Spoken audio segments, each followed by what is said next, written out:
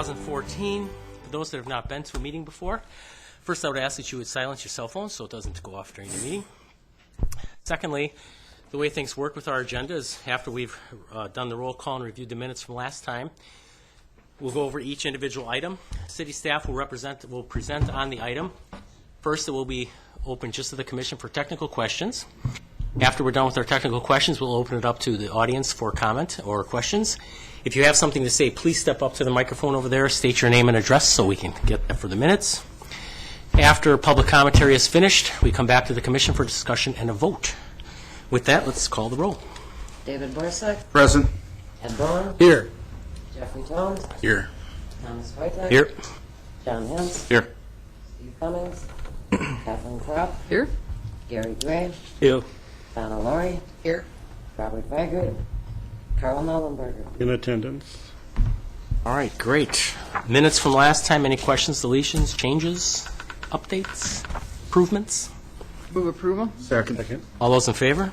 Aye. Those opposed? All right, let's move on to item number 1, two-lot land division / certified survey map at 520 North Keller Street. Thank you, Mr. Chairman. This is a request for a two-lot land division located at 520 North Keller Street. Up on the screen, I have an aerial photo showing the existing subject site. The existing site is an approximately 2.2605 acre site consisting of one parcel. The site's currently developed with a 10,040 square foot, 3-tenant commercial structure on the south side of the subject site, along with off-street parking area on both sides of the building, a stormwater facility area on the east side of the parcel, trash enclosure area, and down here is a substation utility structure. The reason for the request is to allow for future development on the north side of the proposed parcel, proposed Lot 2. The current zoning of this parcel is C2, General Commercial District, and it is within the Highway 41 corridor. Proposed Lot 1, of course, looking at the parcels, has all the current development on the site. Proposed Lot 2 is similar in size to Lot 1 and should be able to accommodate a similar size commercial structure as proposed Lot 1. When Lot 1 was originally developed in 2009, a number of the features were to accommodate the whole site as one. First of all, there was one driveway entrance allowed coming off of North Keller Street. Looking at the map, I'm going to zoom or scroll to the proposed CSM. The proposed lot line bisects the driveway entering to the site, so to limit the number of driveway entrances coming off of North Keller Street. Therefore, one of the conditions will be to have a shared cross-access agreement to allow access to both proposed parcels. The next item is when the Lot 1 was developed, the stormwater facilities, the on-site detention area was sized to accommodate the capacity requirements for both lots when fully developed. So there's another requirement will be to have easements and maintenance agreements for the stormwater facilities for access from Lot 2 to utilize the facilities on proposed Lot 1. Next is the shared dumpster enclosure. When Lot 1 is developed, they developed a site to have one shared dumpster enclosure. So again, agreements will be required for access between both lots to utilize the existing dumpster enclosure. And lastly, when Lot 1 was developed, the water main coming off of an easement along the back of the property, the water lateral comes off and is stubbed on proposed Lot 2, which serves Lot 1. So the last easement that's going to be required is a maintenance agreement and an easement for the utilization of the private water main, which is located on Lot 2 to service Lot 1. Proposed Lot 2, as I mentioned, is similar in size to Lot 1 and should accommodate a similar type development currently located on Lot 1. Staff is comfortable with the parcel configuration. The Department of Public Works reviewed the CSM and commented that not all existing utilities were shown on the original submitted CSM, but we got a submission on Friday, and all of those issues have been rectified. The land division is consistent with the land use pattern and area, and we're recommending approval with a couple of conditions. The first one was already met, but the staff reports had already gone out, so Lot 1 is no longer required. We can leave it on, but those requirements have been met. And the second condition is for all the stormwater utility cross-access agreement, dumpster enclosure, and utility easements be reviewed and approved by the Department of Public Works and Department of Community Development before being recorded at the Register of Deeds. In the staff report, the dumpster enclosure item was missed, so that has to be a modification to what was in your staff report. So, Great, thank you. Technical questions, let's start with David and then Jeff. Can you go back to the aerial? It looks like on Lot 1, there is a access to the Keller side. down here. No, go up. Oh. Right in the middle of the lot. Yep. No, further down. Oh, No, Lot 1. In the middle. That that's a pedestrian? pedestrian access. That's only pedestrian? Jeff? When we did this original one with Lot 1, there was stipulation that entrance onto Taft, that they couldn't use that, and we closed that. Did that get done? When we proposed that, when we approved the first one for the construction of that building on Lot 1? Looks like Mr. Gordy has an answer to that question. There were a few items from the original Lot 1 that were not completed. I don't specifically recall the removal of Taft. I know that wasn't done.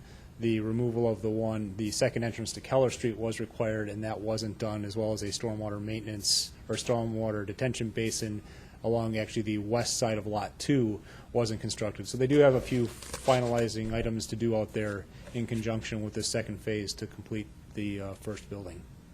Are we going to be okay if there's an access to Taft?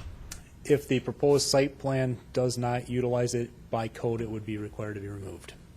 I can't remember exactly, but I thought we stipulated that not be an access point for those lots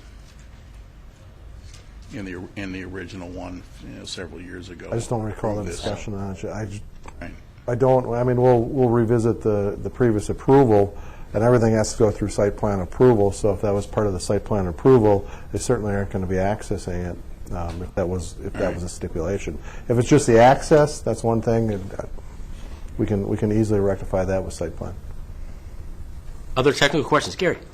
Yes. As I see it, there's two agreements for using single item. Like for instance, there's an agreement to use one driveway, and I guess the second agreement is with the dumpster.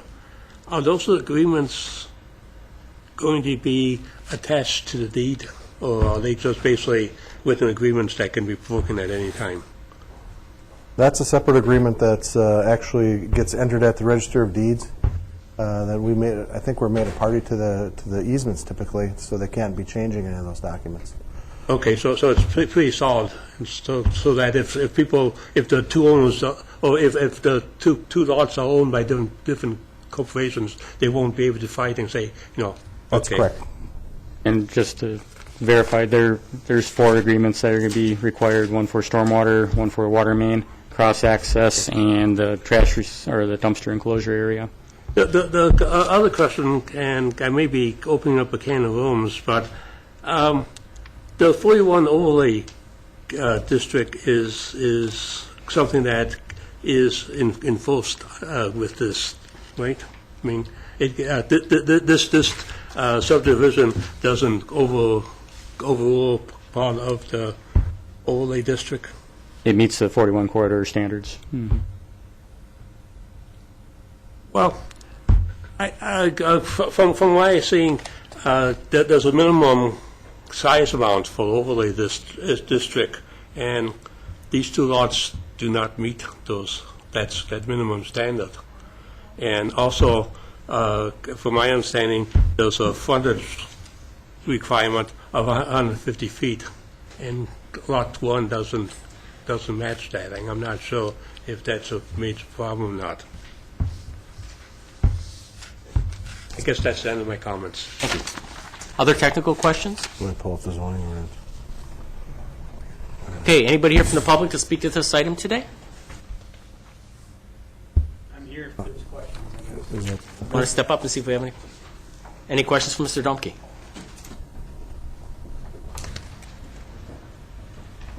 Doesn't look like any. All right, anybody else here to speak to this item today? Okay, seeing none, back to the commission. David and then Joe. I guess just to go back to the previous comments, is this in harmony with our overlay? David is going to go get, I mean, David's getting the zoning ordinance. I thought we reviewed it. We're going to go, we need to get the. Sure. Sure, go ahead. I mean, If it helps alleviate the Going way back to Jackson Kinney, if you go further to the south, when I believe it was called Lombard Street was put through, there was land that was taken away from, this is all part of originally the Dahl parcel, and then also RCDD is who we purchased the land from. And every one of those parcels are like they're almost all the same size with intent to put up 10,000 square foot buildings. So the city took away some of the land back between what is now Tan Lines and First National Bank when they punched that road through. And there was supposed to be an agreement that said our 1.5 acres, which at the time was in place, I don't know if it still is, was waived because the city was taking the X amount of square feet of that land. I don't know if you can scroll down on the aerial. I think some or of those, I think most of those parcels are under the one. They're all under, not most, every one of them. They're all the same, they're all 10,000 square foot buildings, and we've created cross-access agreements, and, I mean, and they're all, I would think, something the city can be proud of. So we're just, all we're trying to do now is finish it. This is the last site. Carl. Okay. Carl first. I was just going to move approval for the two-lot land subdivision with the conditions as approved, as noted on the PowerPoint, since they were slightly different than what's on. And I'll second. We can Okay, it's been moved in second. Discussion. Gary, do you have something to add? Oh, I was just going to make an amendment to the Fitnet request and call it it, so. Okay. So we're good there. Anything to add to this festivities here? No, I mean, what Andy says made sense, and I can recall that because we did create that development pattern along this. I just don't have the paperwork with me right now. Joe? And then We did have part of that discussions when we created lot number 1 to begin with and approved the site development and also took into consideration the setbacks at the time. I don't know if that was done under, the approval process, but the sight lines, I know we had discussion as to how all those buildings are lining up, and the fact that they weren't, set back on the 41 corridor, and we granted that kind of exception to allow those buildings to continue to have a straight line, sight line approach and have parking lots in front. So we did discuss that way back when. I don't know if that affects this, because this isn't really a site development. This is a two-lot land division. I think the one thing that comes into play is the size of the lot that was brought up earlier, whether that falls within the 41 corridor. However, we kind of have a precedent that we allowed those types of things to happen to developers at that point. And when everything, and it all makes sense, and you look at this particular development pattern, the next building that's going to be developed on here is going to be the same. It's going to be a similar style building. The intent of the ordinance, when we drafted it way back was to prevent some of those and I'm talking micro parcels from being created where you're putting a little Java hut on or something like that. If we approve the land division, we're being consistent with all the previous discussions that we've had in this piece, and all you are is allowing this to be developed similar to that. I mean, I think it's consistent with the previous discussions that Andy remembers on it. I just don't. David and Ed? And I certainly have no problem with this going forward, but it sort of begs to a bigger question, and that is, how do we, are we able to look back, and do we have the vehicle to look back, or does staff have the vehicle to look back to the notes and the conditions so that we're not left to, if you will, our institutional history? That's a lot of what it is. I mean, frankly, you're one of the greatest, institutions Sources that of we history have that here. we have. So, I mean, it is historical. It's historical. It really, everything is getting put into a computer system, but some of the stuff just doesn't get into there. And the discussion that we just had, when we start to talk about it, we go, oh yeah, now that makes sense. But now that the staff transitions and all that, some of this stuff just gets forgotten. Ed might wrap this whole thing up here. Well, I was going to suggest that we are working on the zoning code update in general. It might behoove us to take a look at the concept behind prevention of those microparcels, because what we've done in effect through some other processes, whether it's plan development or whatever it may be, there are some parcels in which we've sort of, whether it's through condominium plats or whatever it may be, we've created very small parcels, sort of in concept, not legally, but in concept we have. So I think it would, acre and a half is a little bit of an arbitrary number, frankly. So maybe there's a better way to skin that cat. I know what you're trying to do, maybe there's a better way to look at it. Gary? Yes, I am probably going to be the sole contrary person on this. I'm going to vote against it because I think it's contrary to the overlay provisions. Okay, thank you. Other commentary? We take a vote here? We're ready? Let's do it. Crop, Aye. Weigert, Abstain. Ellenberger, Aye. Horsack, Aye. Bowen, Aye. Jones, Aye. Kintz, Aye. Crop, I already voted. Wojtek. Aye. Motion carried, 8-0-1. Gary, is Gary not voting on this one because of the numbers? Because of the numbers. Okay, so, all right. All right, let's move on to item number 2, residential design standards variance request to permit a second-story addition to the attached garage located at 6 Myrna Jane Drive. Thank you, Mr. Chairman. This is a petition that was actually laid over from June to give staff and the property owners time to look at alternatives to the original proposal. So what I'm going to kind of do, this is the location of the property. It's 6 Myrna Jane Drive on the corner of the north side of Myrna Jane and Fond du Lac Road on the south side of the city. You can see the area is zoned R1, single family, and is pretty fully developed. And this is an aerial of the site itself. There's a one-story single-family structure on the lot. Lot's about 15,000 square feet. If I go back, you can't see it all, but Myrna Jane is just under 1,000 feet long, and it's developed with about 21 single-story, single-family homes. I'm sorry that the picture is so washed up here, but you probably remember it from the last time that we talked about it. This is the home itself. It actually fronts, well, it's got two fronts. It's a corner lot, but the front of the house, so to speak, is on Fond du Lac, and the south elevation, which is on Myrna Jane, is basically the garage and then the fence for the yard area. This is the block itself. Again, it's about 950 feet long, just about 950. There's 21 homes on there. They're all single family. And I have pictures of them all on here as well. I don't know if that made it into your packets as well. No, I don't think it did. kind of an aerial shot did in there. But these are the sort of the homes. You'll see there's multiple different roof slopes on all of these homes, some steeper and some very, very flat. Like you see with the subject home has a very, very slight slope on their roof. This home itself was built with no crawl space, no attic space, or excuse me, no basement, just an access crawl space, and no attic space at all. It has exposed beams on the interior. But the point of this, I wanted to say, as we go through, we did not go through and measure every house on the block, but you could see they're all single-story homes with a variety of different slopes. Some have dormered higher slopes, some are very low sloping.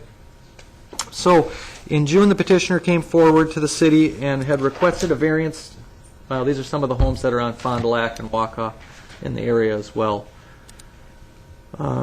So in June, the petitioner came forward. They were interested in adding storage space to their home, primarily because they don't have the basement or the attic space for storage.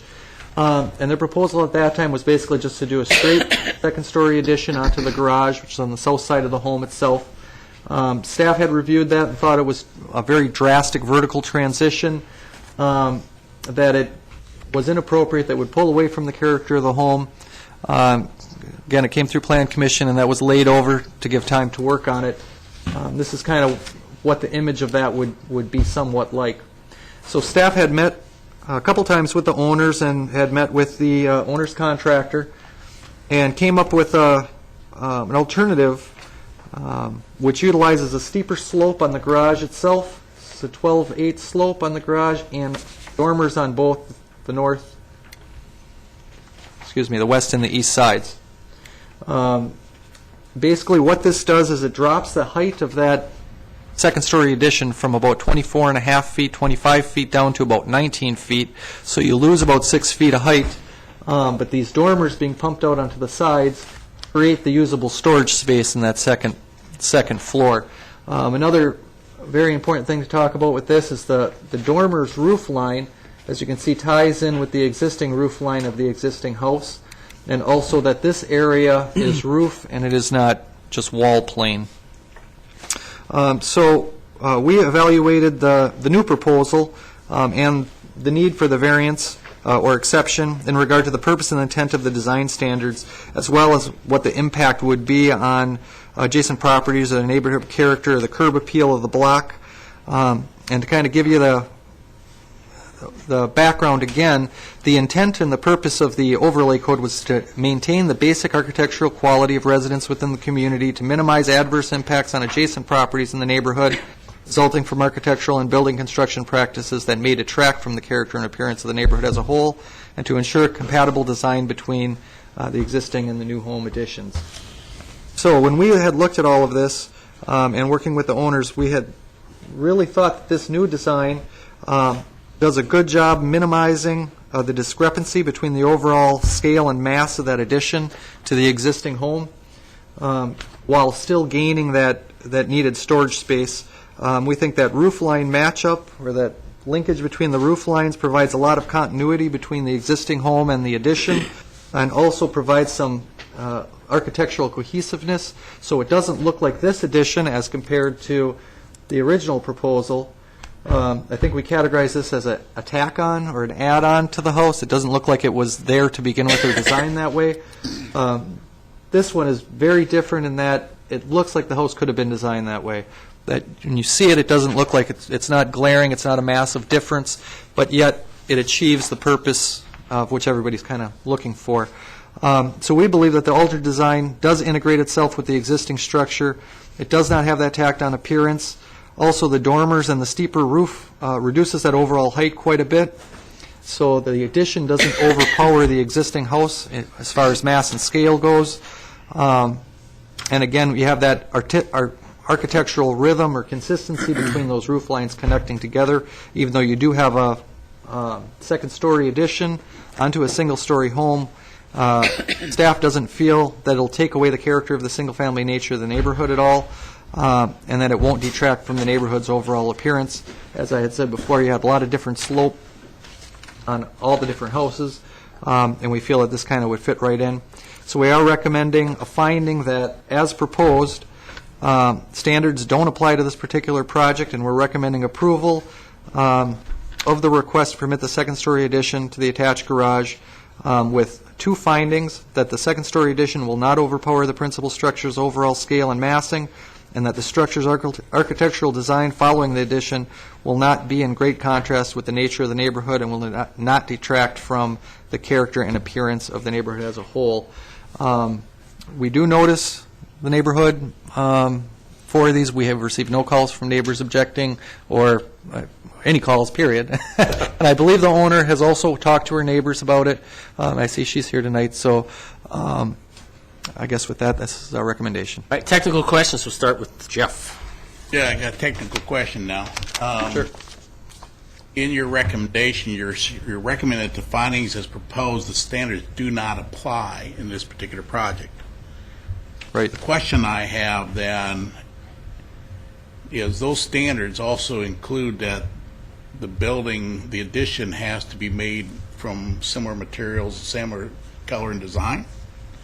So if we're saying the standards don't apply, without qualifying that it's just for this particular addition, but that the remainder of the standards do, then you could potentially have something that looks so different because they use different type of building material, different color, than what the existing structure is, that it could look very unusual and very different. It could. I guess to clarify that, you have three purposes on the second page. You have three items where you can grant a variance for. One is that the standards have been incorrectly interpreted, that they don't apply to the particular project, or that the standards cause an unnecessary hardship.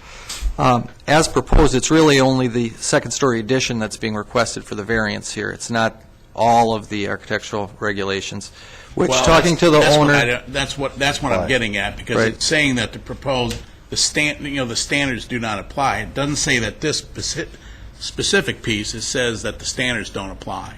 I mean, it's a technicality, the way I'm interpreting it, Yeah. saying, hey, the whole standards don't apply in this particular case, because that's kind of Well- what it's saying, and that's what I don't think that's our intent. I don't think that's the owner's intent. Nope. I mean, but no, I it's just really, get a little bit concerned about that, because then they go and they put, something that's Right. white or something like that. Well- Now it's all of a sudden it looks like a Yeah. tack-on addition. well, and the way we kind of try to draft this recommendation, it's the request, the second-story addition.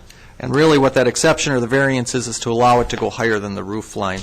So that would be the item that the standards wouldn't apply. As long for, as it's, just that one item. As long as this particular thing is clear, and it's clear to the owner and their Right. builder that the rest of the standards in terms of the building materials used, the color, and all those things still Right. do apply, so that we don't get something that's totally different, and I'm Yep. okay with that. I'm just, when I was reading it, I didn't take away from it that's what it meant. Carl and then John. I understand what he's saying, because my first reading, I could have interpreted that way and did, but a little bit, but then I reread it, it says, finding that as proposed, the standards do not apply to the particular project, and recommend approval. So I took it as meaning the items they are proposing to do is what is being the exception. Well, I think that read okay to me. And I think the conversation you had right here that's in the minutes is going to clarify that, and the owner is here, so she can probably answer the question. We worked with them, it's not going to be a big contrasting change, but, I'm yeah, just thinking the about... materials would still Just thinking apply. about future things that we do, that we don't get caught up in that. Right. I don't think that, obviously, the person's lived there for a long time, they aren't going to do anything, Right. they're planning on living there for a long period of time. I just don't want to get caught up in something later. Yep, and maybe next time when we do the recommendations and finding, we'll be much more specific.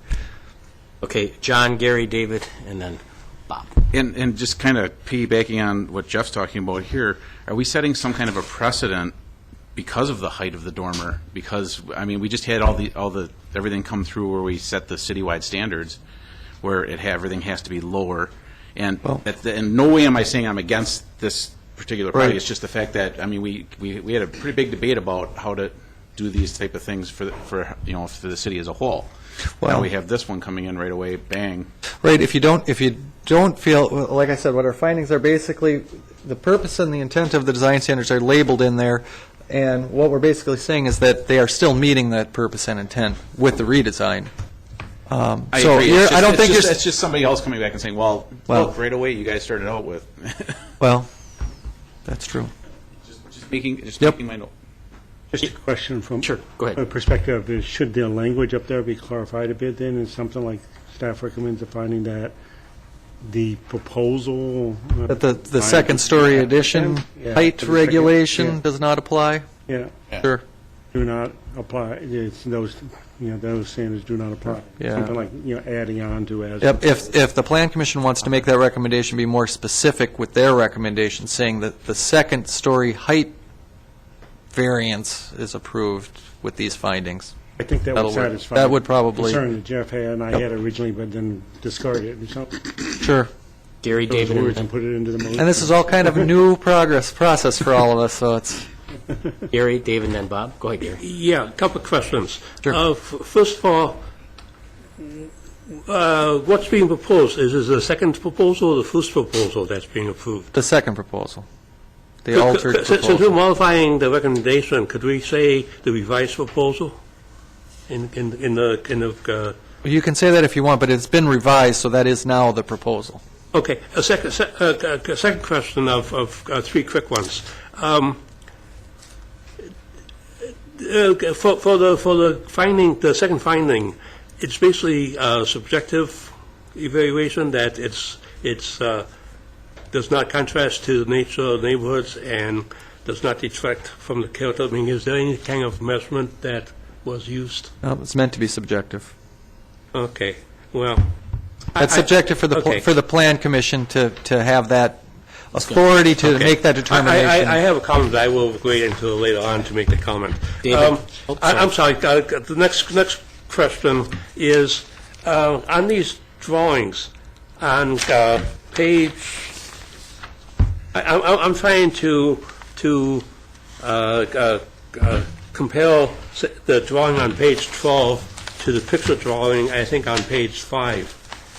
And is the front elevation the same as south elevation or east elevation, or I'm confused. The picture on page 12 is the upper picture on page 5. That's the south elevation. Okay, so they're basically putting in a second garage entrance. Yeah, they'll be changing out the doors from one big door to two Okay. doors. The last question I have is in regards to the list on page 15. I'm assuming that these are the people that were contacted. Correct. These would be the adjacent neighbors. The question I have is, it seems like, hang on for a moment. It seems like the people living at 18 and 26 Jane Drive were not notified, and I just was wondering if that was an oversight, or I guess the question is, what is the standard in determining who to notify? We notify adjacent property owners, and then in the bottom of that notification letter, it says, please talk to your neighbors. We only send it out to adjacent property owners, so we don't send it out Okay. any type of distance measurement or anything like that. Well, 18 and 26 were not notified, and I just thought that was interesting, especially when a couple of people on Victoria Court were notified. Those are probably the owners of those properties that are adjacent. Oh, U.S. okay. Bank probably owns one, and Sixth Okay. Avenue probably owns another one, and Victoria Court probably owns. They're just not owner-occupied. Okay, thank you, Mr. Chairman. No more questions. David, Bob, and then Donna. And my comment is, if we feel uncomfortable, doing this little wordsmithing here at the table, that wordsmithing can be changed going to the, staff can do that by the time it goes to council. This doesn't go to council. No, just Oh, no? stays here. Okay, all Nope. right, then we need to do the wordsmithing here. Yeah. Bob? Well, I guess my comment on the recommendations was that number 2 kind of covers what it can and can't look like, pretty much. I mean, it can't be great contrast with the nature of the neighborhood. It will not distract from the character or appearance.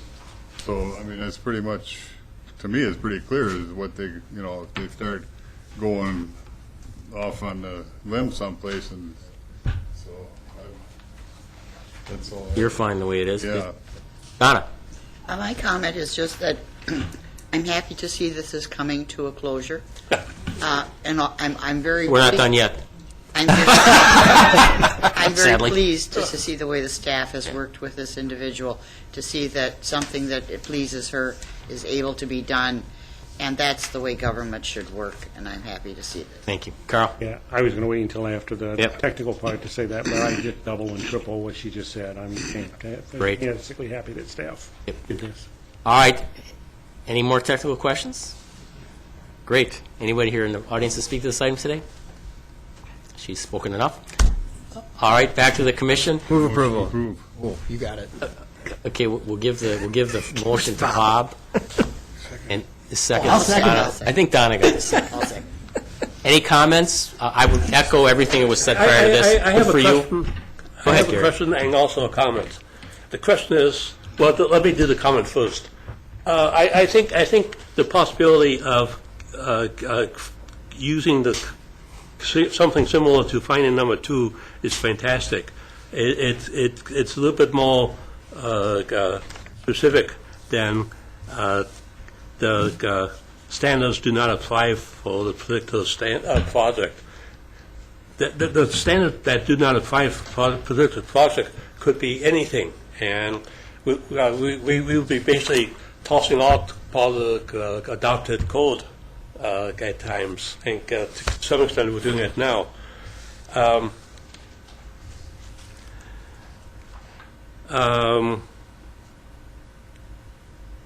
I'm sorry, I lost my train of thought. That's okay. I guess that's it. Okay. Question.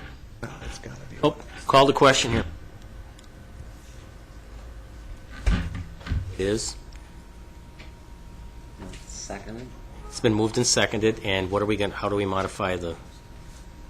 I don't think anybody moved to modify, so we're voting on. So we're not. Wait a We left it the way it was. Okay, call the question. Call the roll. Crop. Aye. Call the question. Lori. Aye. Weigert. Aye. Nolenberger. Aye. Borzak. Aye. Bowen. Aye.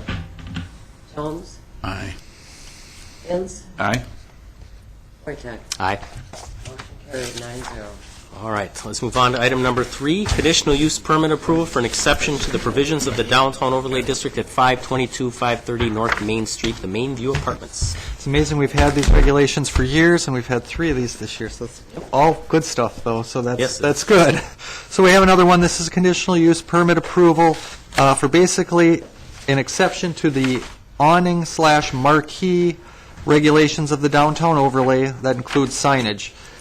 And this is basically for Main View Apartments, which had historically been known as the Rolf Hotel. It's a 10-story brick structure constructed in 1927 and 28. It was originally developed and used until around the 1970s as a hotel, at which time it was adapted for public housing. It's included in the North Main Street Historic District. It's considered a pivotal structure in the Main Street Historic District and listed in the National Register of Historic Places since 1996. Here, as you can see, this is the zoning for the area and the use. You sort of have some parking lot, commercial. You're in the downtown area, Main Street and Church, Merritt. This is a close-up aerial. This is the building itself. I'm sure you're all familiar with it. 10-story building. I'm going to go down here. The front of the building itself, what the petitioner, which is the Housing Authority, has been working with the State Historic Preservation Office and the National Park Service to do sort of a major rehab project to the interior, a lot of interior work on the building, but also exterior work.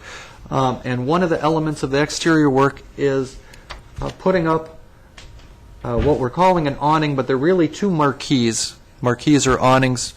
They much more marquees than they are awnings. The way our downtown overlay code, it limits the valance, which is this front portion right here, the vertical portion on the front of this marquee, to no greater than 8 inches. And it also limits signage on that marquee to no greater than 8 inches. And they call it the valance. So it's, once again, that vertical spot that runs parallel with the street. So what's being proposed, there used to be on the building, and they're not there anymore, there was awnings, I think canvas awnings that were on both these locations. Those have been removed. Petitioners are working with the State Historic Preservation and the National Park Service to kind of go back to a historic feel on the front of this building. And so what they're proposing are basically almost a 4-foot tall, it's 3 foot 9 inches, marquee front valance with signage, very modest signage, at a little over a foot, 1 foot 3 inches. So both of those two standards are not met.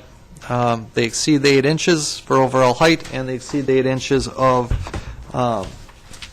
letter signage on the valance itself. And I guess one thing I wanted to kind of talk about is the downtown overlay has a stated purpose of being to preserve and restore the unique and historic buildings, ensure coordinated design of new and existing buildings, minimize adverse impacts on adjacent properties, and protect vehicular and pedestrian movements throughout the area, and aid in improving the overall economic development of the district. So what the petitioner's coming in for now is basically two exceptions. One is to the valance height from 8 inches to 3 feet 9 inches, and one is for the lettering from 8 inches to 1 foot 3 inches. So the first awning, this is on the north side of the building. It's a long awning. It's a little over 50 feet. Covers 3 bays of doors and storefront windows, which look just like that. It would cover those top 3, and then there's a southern one that's about 30 feet long. Just a little over 20 feet long, 23 feet long, that would cover over this main entrance here. And you'll see it says Rolf Apartments. I think that might be a concept that they might be going with in the future. And then there's also commercial space here on this first floor, so there would be some commercial signage on there as well. And here's it from an overhead view. This gray one was the original proposed awning that they had, that they were interested in putting on. That had some conflicts with some street utilities and some street trees, and then also with discussions with the State Historic Preservation Office. It was thought to pull it back, so this red outlined is the northern marquee, and this is the rounded southern marquee, and you can kind of see this is the southern and this is the northern from a sort of a component canopy plan set. Staff researched as much as we could the historic look of the building, and so we kind of went into the archives, we went into the museum, and we pulled up, here, I'll go to the next one. We pulled up quite a few different images of the Rolf Hotel, and you can see from these are all from different time periods. These on the bottom are from the 20s. These up on the top range from 40s to, I believe, this one was probably in the 60s, maybe. But you can see on all of the concepts, they were basically separated. 2 marquees. This is very similar to what's being proposed without the movie theater marquee that they had on the southern portion that was sitting basically up on the top of the rounded marquee. But so you can see on that front of the building, it's very similar to what's being proposed now. We've also read in some of the construction documents, back in the day they put all construction information in the local newspaper, so you can kind of read how they go forward in the 20s. And they'd always talked about having marquees, and these were actually much more substantial. They stuck out quite a bit further than what's being proposed over the sidewalk area. But when we had done the research on this, we found that what's being proposed is very similar to almost all of the original or near original marquees and awnings that were on the building itself. A few little changes that happened over time. I mean, they had a movie theater marquee on here. They had a projecting sign, they had a wall sign, they had roof signs. There's quite a bit of different stuff on here, but in all of the images, what we have found is that those marquees or awnings, whichever you'd like to call them, they're really marquees, were present on the building itself. So we think, from a staff standpoint, that they do meet the purpose outlined in the design standards, as they basically will bring back that original historic, or very close to the original historic look of the building. They will improve the general feel and character of the district itself, and not just as a historic district, but also as a commercial district with that street presence back. And so we do feel that the exceptions as CUP, as conditional use permit, are justified. One thing we would like to note is the Oshkosh Landmarks Commission reviewed the Main View and Rolf rehab project in its entirety in 2012. They did endorse at that time the awning and marquee plan, but we are still recommending a condition of approval that the awning and marquee with signage is deemed appropriate by the Wisconsin Historical Society Historic Preservation Office. So, with all that being said, we believe the proposed improvement to the structure is significant effort at appropriate renovation on the part of the owner. They should be commended for the contribution to the restoration of the historic district. We recommend a finding that the proposed conditional use permit request for exception to the design standards is consistent with the zoning ordinance and be approved with one condition, that the awning marquee with signage is deemed appropriate by the State Historic Preservation Office. Great, thank you. Technical questions, start with Jeff. On that, on the large marquee, what's the reasoning for the bump out? The center one? Yeah. I believe that's because this is a primary entrance going in. Is So that you'd have- primary entrance come out further? Well, you can talk to the petitioner, can probably answer that better, but I believe it's to get more coverage area for people entering and exiting that doorway. Other technical questions? Go ahead, Gary. Are there going to be lights on this marquee? There's uplighting going up the building, but I don't think the marquee is going to have any lights itself. No flashing lights or dancing women or something like that? Nope, not that I know of. Petitioner can answer that better, but no. But the second question I have is, there's one condition which I agree with, but I was just wondering why there isn't a second condition about the federal approval of this. The National Park Service? The National Park Service. Well, those two agencies really work hand in hand. So the State Historic Preservation Office typically is going to approve the architectural design, and the Park Service. The Park Service is working on the overall rehab of the building, and the property owners are utilizing some tax credits, which come from the federal government, and some from the state. Okay. So even though you could put the condition that it's okay by the Park Service as well, but typically that's going to be covered by the state. So it's probably 99.99% that both of them will agree on the same concept. Yes. Okay. Other technical questions today? Okay, seeing none, anyone here from the audience to speak to this item today? Come on up, sir. I'm Dan Meisner. I'm working with the Housing Authority on the project and designing the project. Sue, the executive director, is here with us as well. Basically here to answer questions. If you have any technical questions you want me to address, I'd be more than happy to do it. I think David has presented it well. We're excited to see this come together. It does very much emulate the Art Deco image and ornamental style. I think it can create a really nice presence as that building structure does now. Just a comment, I'm very impressed with this. I think you've done marvelous work here. Yes, Credit goes to the Housing Authority. Marvelous work. Can I just clarify one thing? Because Come on up to the microphone, please, so we can hear you. TV audience. I don't want to mislead anyone. The bump out part, because we really struggled very hard with the drainage. Yes, we did. And so this is going to be open. So I just want you to understand that. It's not going to be an awning that comes out that people can stand under there and be protected from the rain. Okay? Because one of my biggest concerns was not having people standing under the building smoke.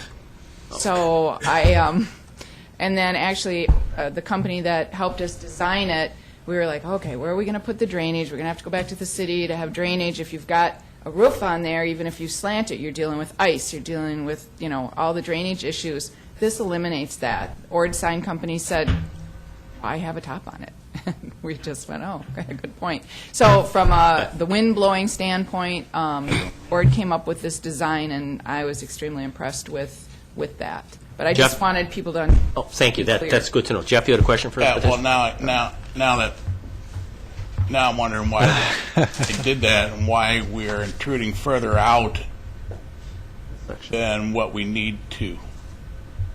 I mean, if we kept that straight across and even, one of the things that you didn't want to do is we had some intrusions in with other city stuff, and I'm wondering now if there's no particular reason, or is it just architectural style?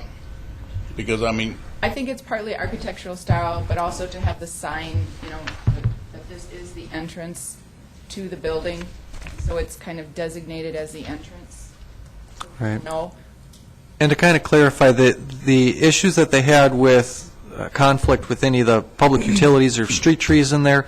With the redesign, even with the bump out at that point, would still meet all of our concerns as far as conflict. That would be, there would not be conflict. So the size protruding out from the building Still meet code. is not, it still meets code. It's not what's in conflict with the standards. That's the height and the signage height. Yes. It's not so much how far it's away from the building. Correct.